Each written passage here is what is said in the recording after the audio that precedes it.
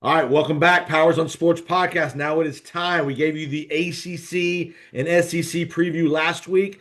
Now it's time to do a little Big Ten and a little Big 12 preview this week with our West Coast Bureau Chief, the host of the Get Off My Pylon podcast, which is also part of the College Gridiron Coast to Coast Podcast Network that you can also find Florida Football Insiders on as well. So anything you're looking for college football wise, definitely go to the College Gridiron Coast to Coast Podcast Network feed, and you can find Matt's great work. You can find Florida Football Insiders. You can find stuff about the SEC, Big Ten, the service academies, and everything in between. So definitely that is your college football home in the fall. So definitely check that out. But we are going to get with Matt today, and we're going to talk some Big Ten, Big 12 action. Matt's also the part of the USA Today Trojan Wire. It covers all things USC athletics, so we'll begin a little USC talk as well. So, Mr. Zemek, welcome back, sir. Great to be back with my favorite flag football official in the whole wide world. It is good to see you, sir. We had some good times together back in Phoenix back in the spring. So looking forward to catching up again as we move through the football season. Football season is finally here. We are finally through week 0. We've gotten through the Ireland game. Iowa State handles Kansas State in a pretty good game there. We'll talk about a little Big 12 stuff here in a little bit, but we are finally here to the full slate of week 1. Got a great slate of games on tap. Got a lot of top 25 matchups. Obviously, we have the big one in Columbus, Ohio State, Texas that we'll get to here in just a second. Just give me an overall theme. What's a couple of storylines that you're going to be interested in as we move through the 2025 year all around the country? Yeah, last season was a season dominated by parity. Obviously, Ohio State rose to the top in the playoff, but Ohio State didn't do all that well in the regular season. 10-2. If the playoff was just 4 teams last season, Ohio State does not get in. So, we're in a new era, and I think it's going to require some adjustments. Like, I don't think people have mentally adjusted to the reality. Like, they know it's different, but I don't think people fully appreciate just how different it is that, you can go 10-2. Like, look at James Franklin in Penn State, for instance. James Franklin is the guy. He's going to win the 10 games he's supposed to win, and then he's going to lose to Ohio State and one other game usually. But that's going to get him in the playoff every year in a 12-team format. In the 4-team format, he was always left outside. But now he's always going to get in if he sticks to that. And so you just need to make it. What do we always say now? Just get in. Baseball, basketball, whatever, just get in, and then Yep. you have a chance. Like the Miami Heat being an 8 seed, they can make a deep run Yep. in the NBA playoffs. Remember the Houston Rockets 30 years ago, a number 6 seed, they win it all. And with baseball and the expanded playoffs, Yep. just get in, you get hot, you ride an ace, you have one hot hitter who hits home runs. So in college football, we're now kind of in that era now. That era is just starting. With a 4-team playoff, you had to nail it in the regular season. Right. But now it's just get in. You just be good enough in the regular season. You do not have to be the best team. Like, look at Oregon. Oregon was the best team in the regular season, but it was definitely not the best team in the playoff. And Ohio State was. And Oregon, of course, got the draw from hell. Yeah. Oregon as a 1 seed got a dramatically more difficult draw than 7th seeded Notre Dame and Right. 6th seeded Penn State. So, like, the contours of the bracket really mattered a lot in that playoff. So there was a lot of parity last season. The quarterback play across the country was not elite. Like, it was spread around very evenly. So I'm going to be interested to see, are we going to have that same portrait of parity? And are we going to get the same kind of, moderately good, not great quarterback play? I think that's a big theme across the country this season. Are we going to see quarterbacks not be moderately good, but be elite? Because that really is what can separate teams. Like Miami with Cam Ward. Miami got close to the playoff, not because of Mario Cristobal, not because of its offensive lines, because of Cam Ward did special things on a consistent basis. He bailed out that team A bunch of several times. times, two or three See times. quarterbacks bail out their teams, and cover their limitations, or are quarterbacks still going to be just, like a B plus, not good enough to overcome their team's other flaws on their rosters? All right, let's go to the Big Ten. A couple storylines, a couple things off the field first, and then we'll get on the field stuff. The news just came out late last week. Pat Fitzgerald pretty much exonerated for all the allegations with his dismissal at Northwestern. For me, we don't need to get into all the allegations and all the settlement stuff, but for me, he'll be one or two on the list come November, coaching carousel wise. Your thoughts? Yeah, there's no question Pat Fitzgerald's he's going to find a head coaching job. And moreover, he should. Like, this is not Bobby Petrino. Bobby Petrino Right. did something very bad. He should have been blacklisted because he crossed a bright red line. This is not that. Pat Fitzgerald is exonerated. Like, Northwestern was, guilty until proven innocent. Northwestern did exactly the opposite of what should have been done. It just wasn't able to carry out a full investigation. It really just it shot first and asked questions Right. later. And when you consider that Pat Fitzgerald was a Northwestern legend as a player and a very successful head coach, what an own goal! What an own goal for Northwestern!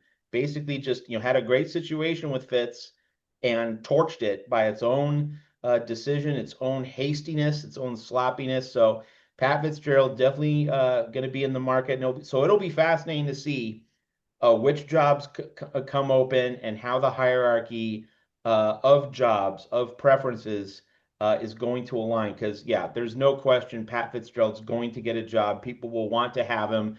The bonus is that he's going to have a ton to prove after this little period of exile, and he will be, to use the parlance, tanned, rested, and ready. A little time away, being able to recharge the batteries. So, like, he's been able to just study from a distance. So you'll probably get a better version of Pat Fitzgerald, just with this time to regroup and with a chip on his shoulder. Yeah, he's going to get a head coaching job. That's a big coaching carousel talking point coming up in November. No doubt, no doubt. Let's go to Ann Arbor with the news, obviously in the last week and a half or so about the Spygate stuff with Connor Stallions, Jim Harbaugh. Harbaugh got the show cause. Some other people got some penalties and sanctions.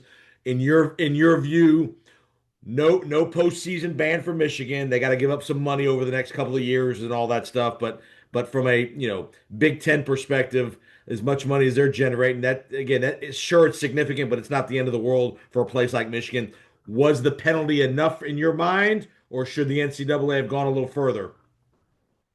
Well, I obviously at Trojans Wire, I blog about USC, and you can bet, Jason, USC fans had a few things to say about this slap on the wrist penalty for Michigan. And first off, like, I don't have too much of a problem with Michigan being lightly hit because of the idea, and it's true. You don't punish the current players for past misdeeds, by other people that these current athletes, recruits had nothing to do with. But there's But of some of those course, guys on that you team that were involved in that, though, Matt Zemek. well, to a certain, you could make that point. I mean, there's some overlap, not a ton, so that's a fair point.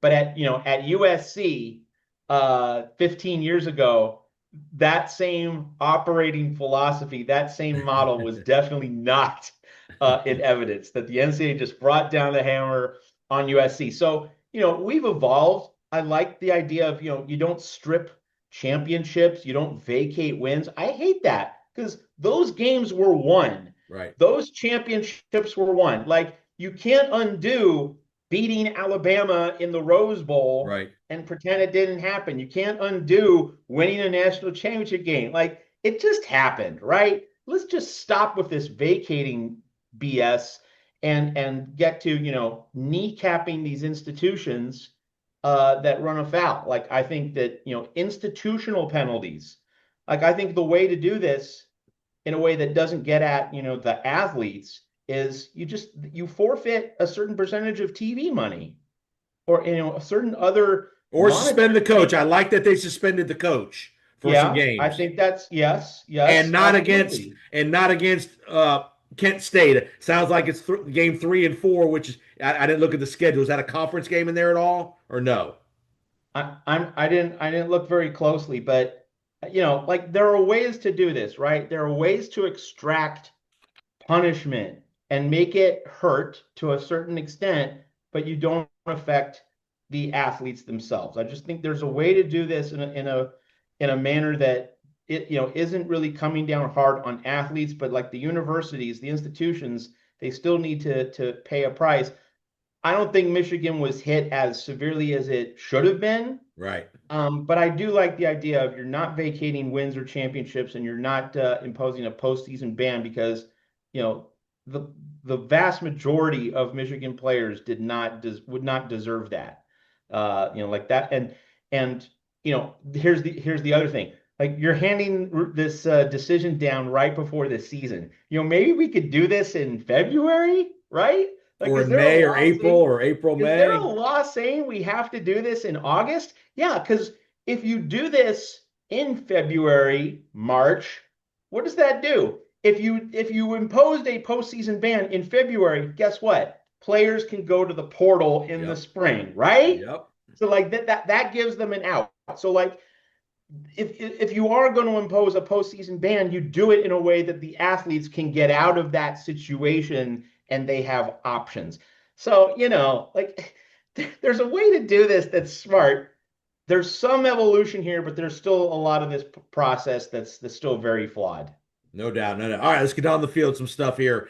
Again, obviously, most people think Ohio State, Penn State, Oregon are going to be the cream of the Big Ten. Give me a thought or two about again Penn State number preseason number 2, them at Ohio State kind of 2, 3, and whatever poll interests you. Do you believe in those two teams? Obviously, new quarterback situations at Ohio State, new quarterback situation in Oregon. You do have Drew Aller and Penn State fairly loaded back on offense. Give me a thought or two just about the Ohio State Penn State 2 and 3. This is the year that James I Franklin mean, needs to get it done. yeah, I think that if you're talking about the top tier of college football and a school, a program, a coach who absolutely needs to get it done, it's James Franklin. Sark and Texas, like Sark has changed the narrative surrounding him. He's recovered from what happened at USC, from Washington. Like he's figured things out, and of course Texas was such an underachieving program for about a decade, since the Mac Brown era yep, ran out of steam. They tried Tom Herman, they tried Charlie Strong. Sark, by bringing Texas back to the top tier, like he's already rehabilitated himself. But James Franklin, he's the guy who, we talked about him earlier. He's going to win the 10 games he's supposed to win, but then when he goes up against the big boys, he falls short. So you have Drew Aller back in a year when Ohio State loses a lot of its high-end talent from last season when it was clearly the best team in the playoff. Julian Sayin might be really, really good, but he's probably not going to max out this season. Like Penn right, State has the better quarterback, or at least it certainly should have the better quarterback.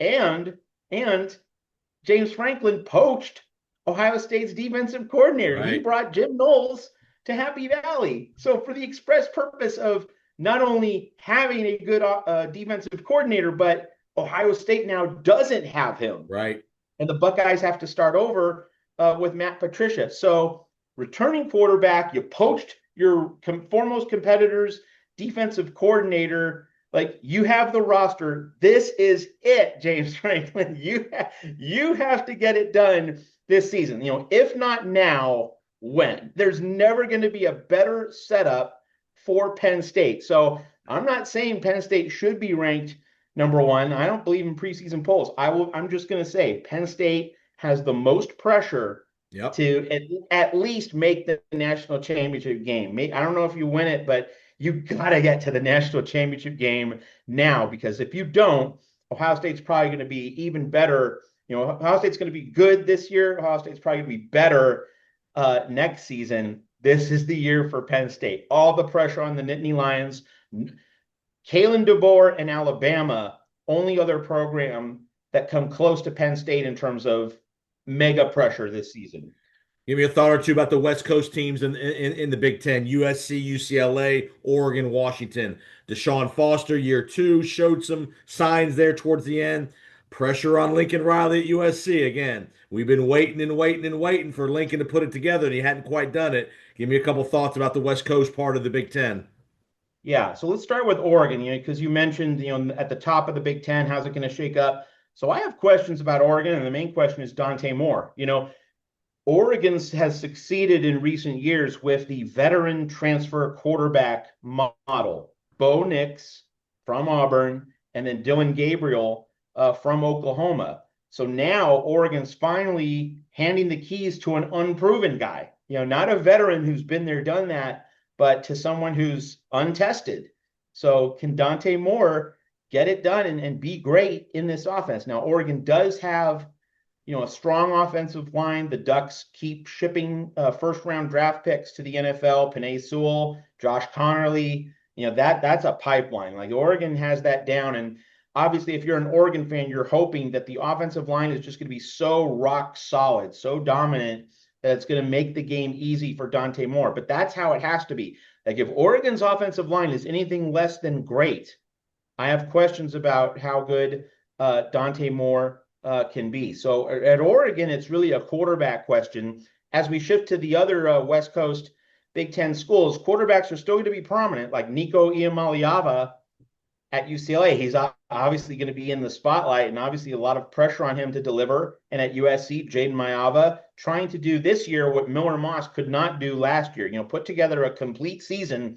Moss had his moments. He was really good against Penn State, really good in a few other games, but wasn't consistent from week to week. USC obviously struggled a ton on the road. USC's only quote unquote road win last season in the Big Ten was UCLA, which is, for all intents and purposes, not a A road home game. game. It's a home game. It was in UCLA's stadium, but essentially a home game. Yes. So USC won none of its trips to the Midwest, none of its trips to the Central or Eastern time zones. Miller Moss just couldn't handle the heat in those situations. So Jaden Maiava is going to try and do better. But I think at Oregon, and because the Ducks have been so good on the offensive line, it's really more of a quarterback problem, or not necessarily problem, but question. Yes. At Oregon. At USC, it's more about the offensive line, because, when Miller Moss got time, he was good, but he didn't get time consistently. And Right. USC's run game had flashes of quality, but it wasn't always great. USC could not run the ball in the red zone. If you looked at USC's game at Washington last year, USC tried to pound the rock a little in the red zone. Now, USC fans would tell you that Lincoln Riley did not trust the run game overall as much as he should have last season, and that's a not just a fair charge, but I think an accurate one. But the Washington game's kind of the exception. The Washington game was a game in which Lincoln Riley did try to run the ball more in the red zone, and the Trojans couldn't get it done. So, when USC's at its best, what do you have? You have student body right. You have elite offensive linemen making things happen. Yeah. They enable the skill position stars to shine. So And while balance, obviously, offensive balance. Absolutely. While Jaden Maiava obviously has a lot of responsibility on his shoulders, USC needs to get back to having a skull-crushing offensive line. That's really where USC has fallen short of Oregon specifically in recent seasons. So at USC, it's more of an offensive line issue. It's not that the quarterback isn't an issue. Like, Jaden Maiava is unproven, but it really is more of an offensive line issue. And I would say at UCLA, it's similar, that Nico Iamaleava probably, he represents a clear upgrade from the other recent quarterbacks UCLA had. The Bruins had Dorian Thompson-Robinson. He was really good 3 years ago. But in the last 2 seasons, UCLA has been caught in between at quarterback. So Nico is an upgrade. But if the offensive line for UCLA can't stand up to these Big Ten defensive fronts, it's not going to matter. So really, the Southern California schools, it's more about the O-line than the quarterback. At Oregon, it's more about the quarterback than the O-line. Let's go. Let me give you a couple. Give me a quick thought on a couple schools there in the Midwest that people think have a chance to be really good. Illinois, Brett Bielema, Nebraska coming back year two, Matt Rule, Dominic Raiola. Give me a couple thoughts about about those two programs.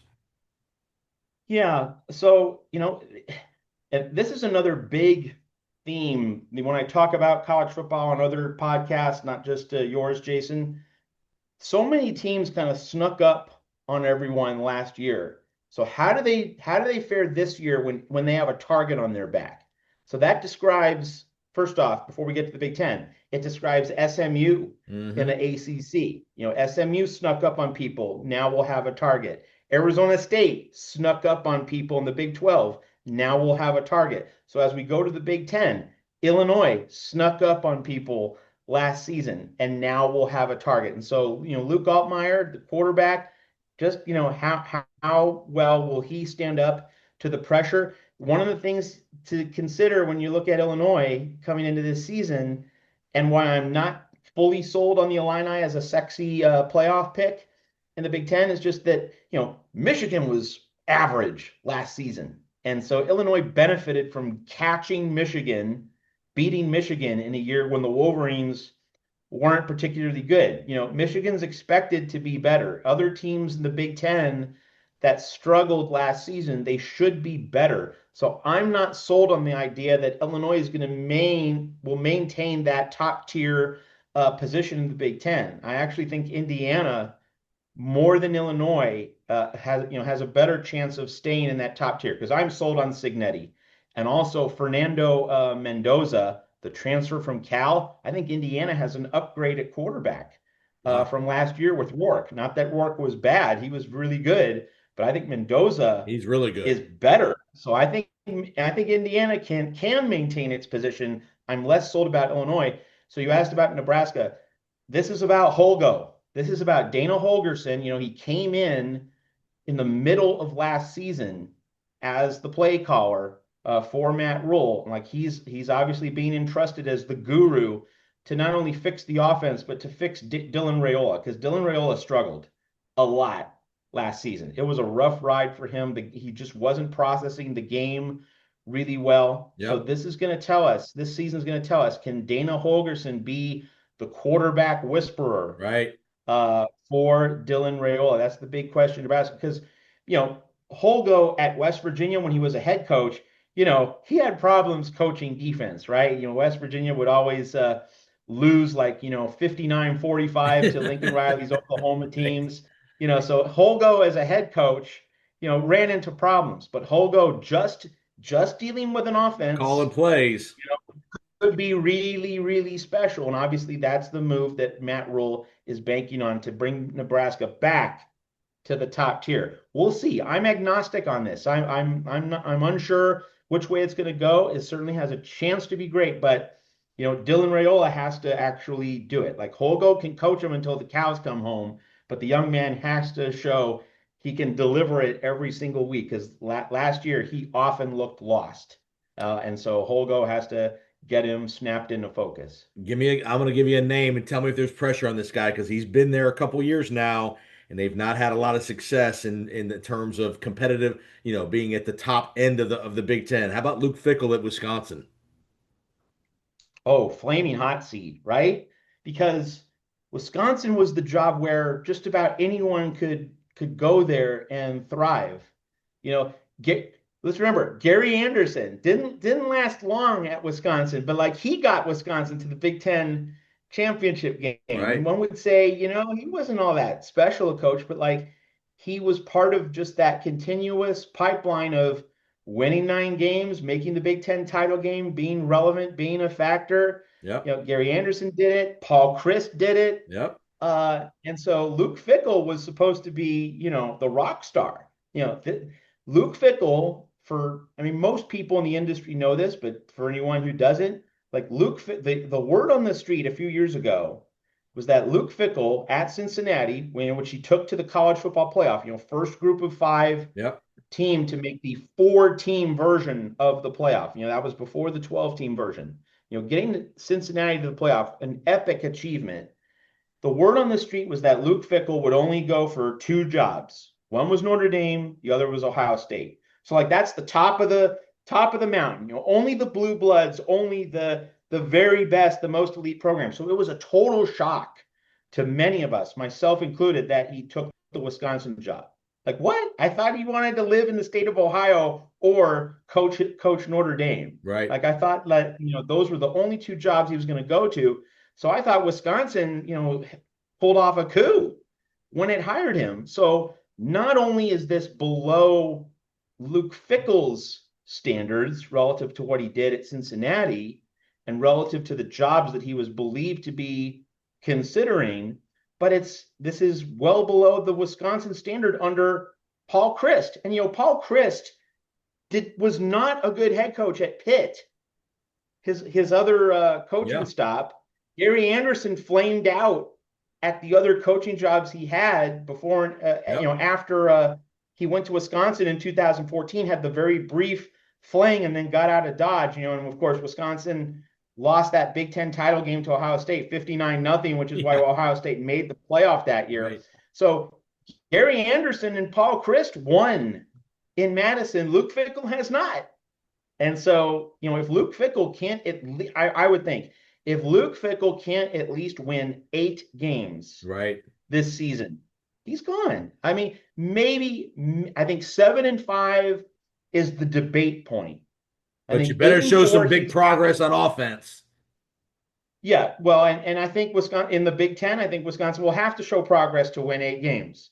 I think 8-4, he's absolutely safe. 7-5 is kind of the Mendoza line, the 50-50. If it's 6-6 or worse, he gone. And full circle, Jason, to tie this to the topic that you brought up at the beginning of the show, Pat Fitzgerald is waiting. Yeah, right. If Luke Fickell slips on the banana peel, right? Like that's a perfect fit. Pat Fitzgerald going to Madison, coaching up some linebackers and getting Wisconsin to play brutally physical football. So, yeah, Luke Fickell needs to win at least at absolute minimum 7. And if he wants to feel safe, he needs to win at least 8. Give me a quick thought on Notre Dame. I know that's not in the Big Ten, but it's right there in the middle of the heartland. Big expectations. C.J. Carr, Lloyd Carr's grandson, freshman quarterback, gets the assignment in Miami this weekend. And Marcus Freeman's turned into a rock star up there, recruiting wise, player development. They love him up there. Give me a quick thought on Notre Dame. So, hats off to Marcus Freeman for the job that he did with this team last season. That having been said, it's not as though Notre Dame needed a ton of offense to get as far as it did. That defense was put opponents on lockdown, put Indiana on lockdown. It put Georgia on lockdown. The offense did not have to do a lot. Like Riley Leonard was good. He was not great. Right. He was good. Like he was the game manager who would not make the big mistake.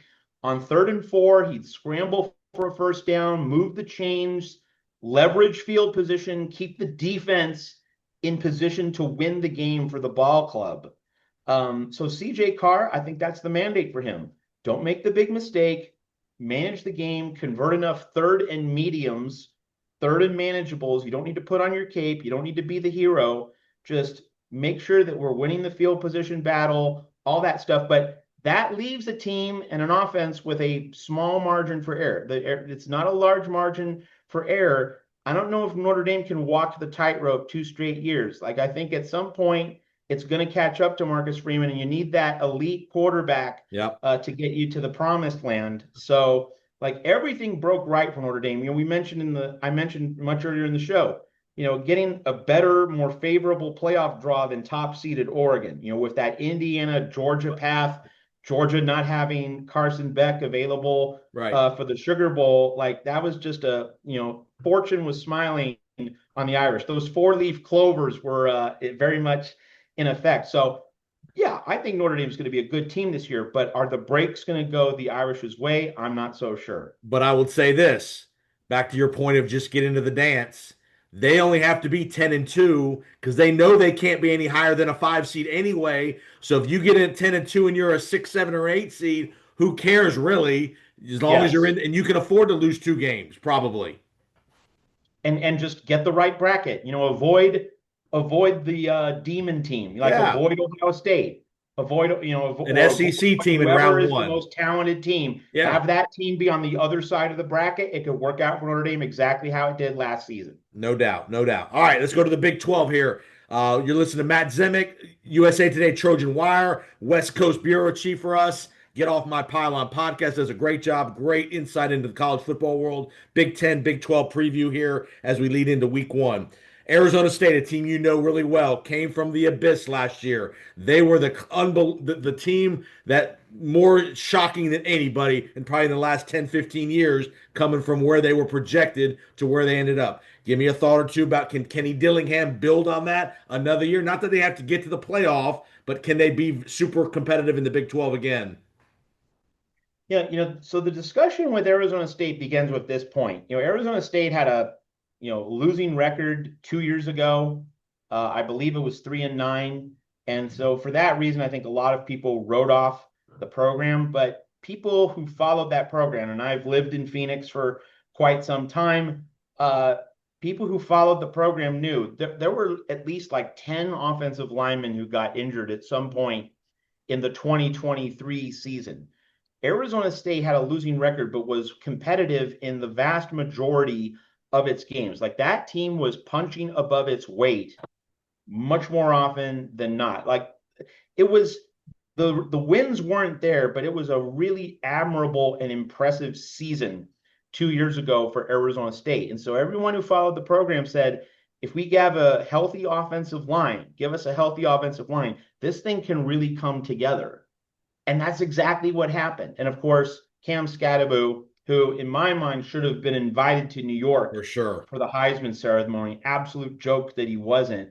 He made things go for that team. And Sam Levitt was legitimately very, very good at quarterback. Obviously, to an extent, having Scatterbo there in the backfield helped him out. But Levitt was good in his own right. And of course, Jordan Tyson as a receiver, very, very good in his own right. So now the challenge is, can Levitt and Tyson be everything that they were last year, only better? Because they will need to be better for ASU to reach the same results Right. without Cam Scadaboo that it arrived at last season. So I think ASU is going to be good, but without Cam Scadaboo, and his not just his quality but his versatility, right? As a setback, as a receiver, he would sometimes throw passes. Like he Right. did a little bit of everything. He opened up Kenny Dillingham's playbook. You can't fully replace that player. You can get players who replace some of his lost production, but not all of it. The other thing we have to say about Arizona State is more of a Big 12 point rather than an ASU specific point. The Big 12 was a parity paradise last year. Like it was just a complete jump ball the whole way. It was, 5, 6 way roller derby and plot twists every week. It was the hardest conference for me to figure out from week to Oh, week. for It's just sure. zigzag, zigzag.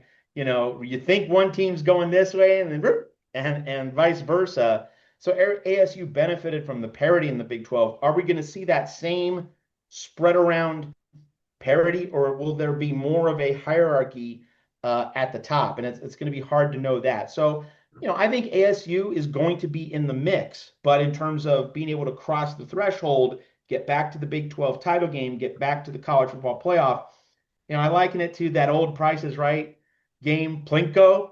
That chip just bloop, bloop, bloop, it goes on those little tacks, and you have to get it to fall into that $5,000 slot. If it goes one slot to the You other win side, 50 bucks. You it's a win 50 zero. bucks. It's or 50, yeah. So that Plinko chip just needs to fall right in that correct slot, and the margins are very small in what is a wide open Big 12. I was gonna say you can make an argument probably 6 or 7 teams to win the league Yes. this year for sure. Give Kansas me looked really good. Like Kansas to me looks like a yeah, contender. no doubt, no doubt. They had a nice win against Fresno over the weekend. You had Rocco Becht and Iowa State, who many people think are going to be in the mix, beat Kansas State. I want to give me a thought or two. Give me a thought about two homecomings. Rich Rod back at West Virginia, Scott Frost back at UCF. I think Scott Frost is just it's the perfect fit. He nailed it the first time, and the pressure on Scott Frost to succeed at Nebraska, it had to be overwhelming. Now he comes back to Orlando. It's just so much less pressure, and yet it's a place he knows he can succeed.